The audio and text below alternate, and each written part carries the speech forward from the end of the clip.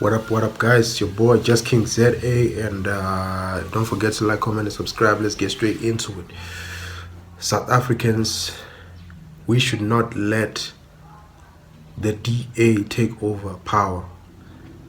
That is a fact. No matter how happy we are, no matter how angry we are, we must never let the DA take the seat of power, because we can never ever trust the white or our fellow oppressors in an African country. Maybe it can be done in America. This rainbow nation of ours is a beautiful thing, but I don't believe we should ever get that far.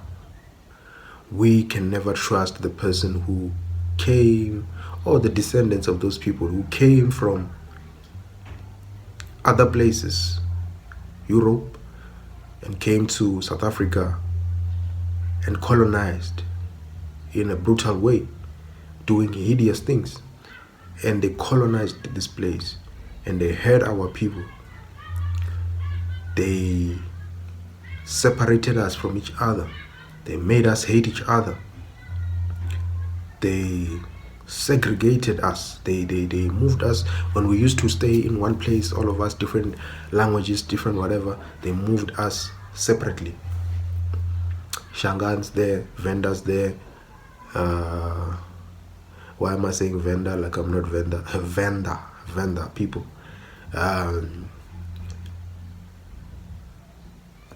Pedis there, Zulus there. You know what I'm saying? That's what the predecessors of these people did. I don't care. They can change. They can do whatever. But the predecessors, their ancestors, this is the things that they did. They orchestrated. They formed, government. They negotiated about us with each other. They went to war about us with each other. And then the Boers took over, you know what I'm saying, from the English. So what are we doing? Excuse me. What are we doing? What are we doing bringing these people back in power? We cannot. I don't care how much love they show or change they show. Maybe they can say Helen Zille was some sort of anti-apartheid person who was protesting with journalism skills.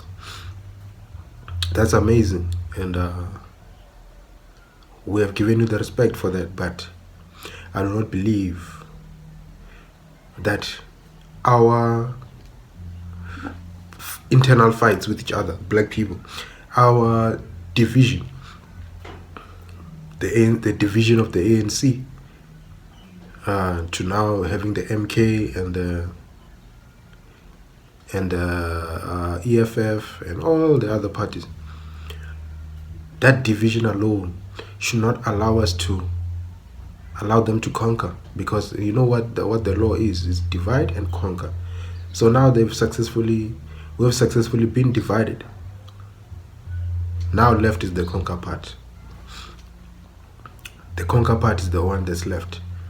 So I believe that ANC people need to come back together. The division within the ANC needs to be fixed. The division with the ANC and its parties that came from it, from the people who were in it, like Julius Malema's EFF, MK, Jacob Zuma, and everyone else. The ANC needs to reconcile with its children.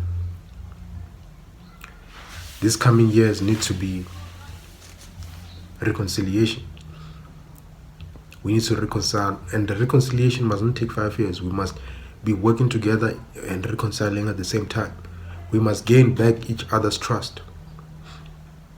Very important. We must gain back each other's trust so that we can work together, so that we can have the same prerogative, the same idea, the same goals, the same mission, the same agenda. We need to agree with each other. We need to move as one thing. We cannot be moving. Other person is pulling there. The enemy can just take over so simply. The enemy can just take over so simply. He just watches you guys fight and you guys massacre each other. And then a few of you are left. He just comes and says, yo, here are the arms. Hands on your head. Yeah, we're taking over. You know what I'm saying?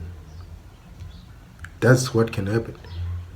That's what the enemy does. He fragments you, he chops you off, he separates you, makes you fight, does creepy ways in order to get into your brother's head, offers them money, you know. As you can hear, they are offering, they are paying for certain, they are funding certain parties. What is that? Why is a white man funding black parties or funding small leaders to open their separate parties? It's to divide this ANC thing. It's to divide it, and you can see they're successfully doing it, and they are doing it even in the inside. They have Ramaphosa's people, they have whoever's people, they have all these people, and these people are squabbling amongst themselves, and then they are Zuma now, they fund him, he goes, you know, he goes out, able to run these campaigns of his, able to start these controversies where, you know what I'm saying? He may feel like he's strong, but we're being divided. We're being divided. I can see right through this thing. We must not put our trust in the DA, and now they want us to put our trust in the DA. And let me tell you one thing, the DA did not grow in these elections. They did not grow. They remain the same. But because the black votes, the black parties are so separated with each other or fragmented, or like so many parties have come out of the ANC, and now the vote is like, you know, spread all over. So it is reduced on the ANC. Because if you can just put MK and ANC together, that if Zuma didn't leave ANC, he would still be having 54%. You know what I'm saying? Majority. So just that cut of Zuma is a good move. Whoever's funded Zuma or behind that knows exactly what they're doing. They are now moving at level 7 of their plan. They are moving it towards the premium attack. They are now getting to the checkmate. They are now getting to the checkmate. So we cannot allow this thing. It's happening behind our eyes, but there's people who are carefully planning, you know, carefully planning these moves, carefully planning where this is gonna go. You know what I'm saying? So, and we amongst ourselves, we think like we're gaining power. No, you can't gain power. But Musimaiman having Bosa, you cannot gain power. Rise Mzansi guy, you cannot gain power. No one can gain power if you have received money from the white man who is against us. I'm not saying all white men, but you know what I mean by white men. The controller of the strings.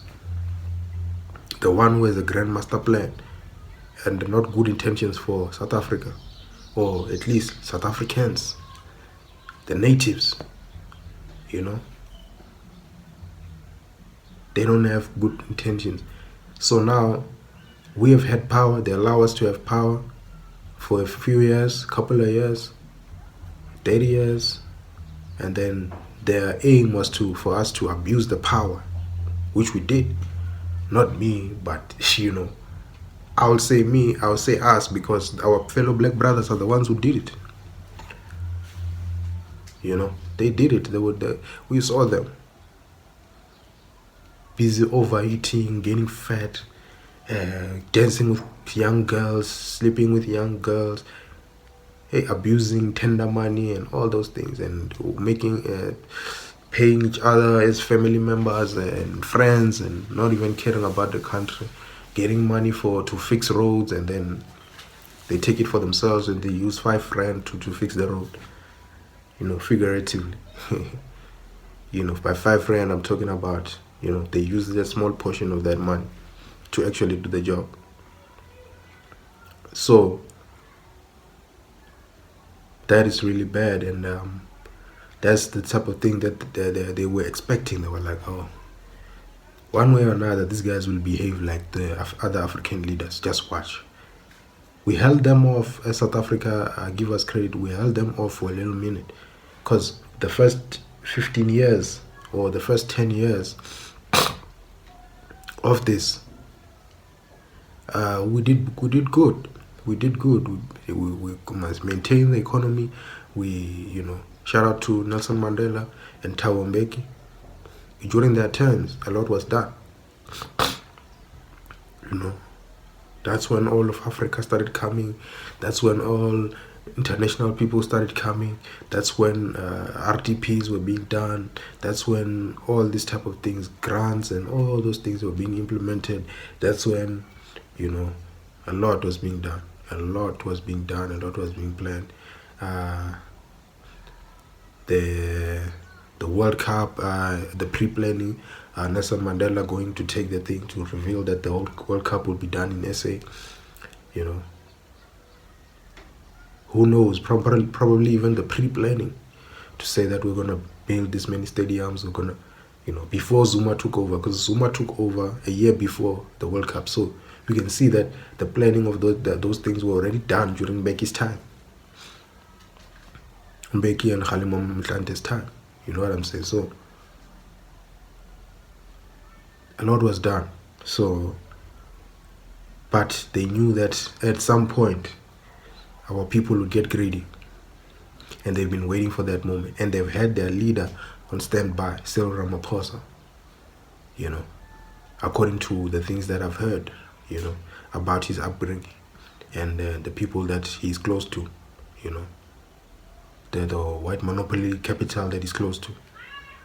You can tell that they've been preparing him, grooming him, and they were, waiting for such a time that we would self-sabotage ourselves so that they can bring in their face who is Ramaphosa, and in bringing him, they'll be able to do whatever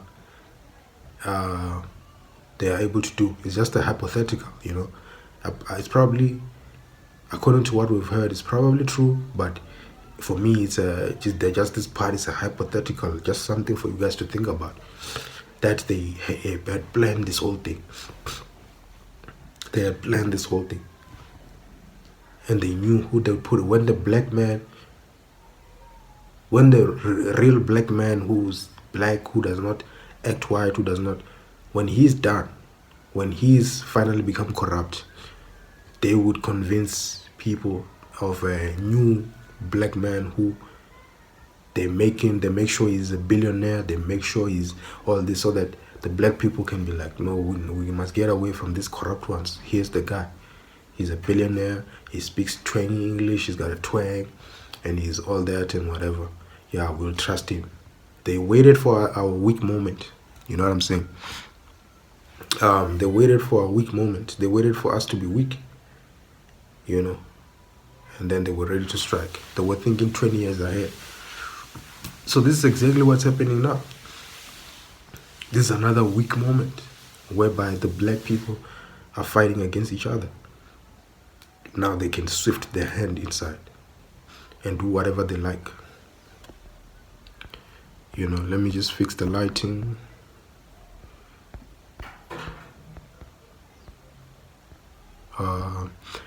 So they've been trying to get their way for a while, They've been trying to get their way for a while, and it was just for us now to figure out what they're trying to do. So we figured it out, At least I figured it out through thought and seeing the outcome of the elections and seeing everything that has transpired. I've been able to pick it up that no, these guys are planning, and they have a very, very solid plan for themselves. A plan that will benefit them, and really, they don't want to leave South Africa. That much I can tell you. And if you don't want to leave South Africa, what else is left? What else is left? It means you must make a way for yourself. And I can tell you that a lot of whites, they feel like they've been left out. I can tell you that colors, they feel like they've been left out. I can tell you that Indians feel like they've been left out. You know. And now, when they come into power, they are not going to be thinking about the Rainbow Nation. They are not going to be thinking about everyone. Another reason why we shouldn't vote, allow the DA to take powers. These people are supported by a lot of racists. There's a lot of racists who are supporting this party. These racists are in this party in terms of like the support. You know, you go to Cape Town. How many stories have you heard of people going to Cape Town and experiencing racism there? It's too many. So much racism. I thank the EFF for standing up for us. Yeah, they've brought a revolution, the EFF. We must not really count them out like that because of their things that they, self-sabotage behavior with their open borders and all that. When it comes to fighting for the black race, the EFF has done a lot. The EFF has done a lot. So many racist situations. And those situations really need, we know who our people are. Those people are still racist. Why a lot of white people are still very, very extremely racist. I can tell you it's only maybe 3% or 5% of white people that are not racist. Let me say probably 1% of white people that are not racist. I guarantee you. It's 1% of population, right, that makes it and succeeds in life, right? So if that can be, then if I have to take it to the white race, it's 1% of people that are not, who have finally decided not to be racist. The good people, the people who have succeeded in understanding the Rainbow Nation, it's 1% out of white people in South Africa. The rest, I don't have enough percentage. Some can be on their way, but that racism is still in them. They haven't evolved. Some of them have just really, really done this thing, this Rainbow Nation, just to keep peace. They didn't want it, but they just did it to keep peace, and not because they saw anything wrong with it. A lot of white people are still racist, and within the DA, I can guarantee you a lot of people there are racist. If you can hear Mmusi Maimane speak, you will hear that his life was made difficult. When he started not cooperating to their demands or the direction which they were going for, because he came in with a direction of all South Africans. But towards the end of his tenure, they were starting to look out for themselves. And that's when he didn't understand, when he didn't get it, and was rebattling and saying, what's happening? And then they started to make his life difficult every day until he said, nah, I don't know if he was let go or he just left, but the relationship ended. So that white guy, that Mmusi Maimane guy is very much a guy that we can learn from. We can learn from that guy and his experience with the DA. He tells you everything. They are looking out for self. Whereas the ANC has not really completely looked out for self only. They have included everyone. It's been a Rainbow Nation for real. Despite the corruption. You see, we can get drunk in the corruption thing, but there's good that they've done for every race. We have not been racist to, I don't think we're even capable of being racist as black people. The only thing we can do is to be tribalistic against each other. But when it comes to race, hey, we have this love or this appreciation for white men or white people or Indians or whatever. We see the curly hair, we've been brainwashed generationally to hate our own hair, to hate our skin, to hate ourselves. And when a white person comes in, hey, we chill, it's like God has walked in, And this is the thing that we are fighting off, that we must love ourselves. You know what I'm saying? That we must love ourselves. We must love our skin color. We must love our big lips, our big noses. We must see that as, they even put God, they even make Jesus to be a white man. So if you are praying and you are imagining a white man in your head, what do you think now when you see a person who looks like that? It creates a fear in you. So we need to decolonize. We've been decolonizing. So we need to do some more decolonization. But now if we have a white president, what's that going to do for us? It's not going to be good. It's not going to be good. So we need to, having Cyril Ramaphosa, having Jacob Zuma, that's good. That's a good image. It's one of us. Let's not treat corruption too harshly. Let's treat it harshly as a criminal thing, but let's not allow it to overshadow our futuristic perspective and unity. We need to unite as black people. Every black party needs to unite. All black people need to unite. All black people need to unite. The ANC, all black parties need to unite. The ANC, EFF, MK, IFP, all need to unite. We cannot allow